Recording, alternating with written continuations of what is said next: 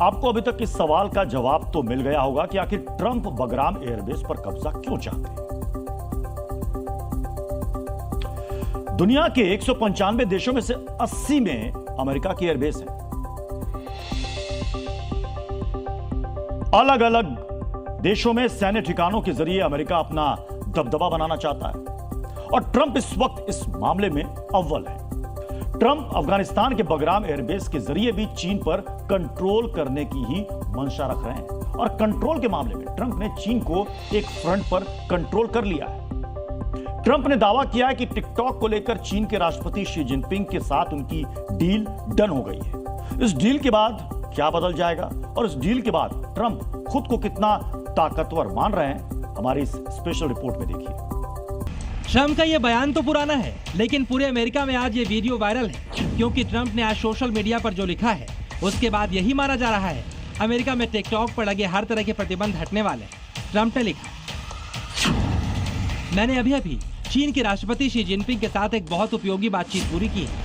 हमने TikTok deal को मंजूरी देने समेत कई महत्वपूर्ण मुद्दों पर प्रगति की है। टिकटॉक को लेकर इस डील के मायने क्या है, इसका अंदाजा आप इस बात से लगा सकते हैं कि ट्रंप के पहले कार्यकाल से ही टिकटॉक उनके निशाने पर है। इस बीच कई बार टिकटॉक पर कई तरह के पूर्ण और आंशिक बैन लग चुके हैं, लेकिन नई डील की खबर आ रही है। डील क्या हुई है, अब उसे आसान भाषा में समझिए।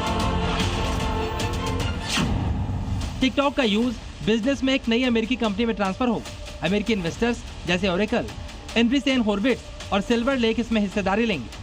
मूल कंपनी के पास सिर्फ 20% हिस्सेदारी होगी। इसके अलावा अमेरिका का सारा डाटा ओरेकल के सर्वर पर स्टोर होगा। अमेरिकी गवर्नमेंट का एक मेंबर बोर्ड में होगा जो निगरानी करेगा। चीनी सरकार से डेटा शेयरिंग पर सख्त बैन रहेगा। ट्रेड बोनस, ये डील ट्रेड वॉर को पॉज करने का हिस्सा है।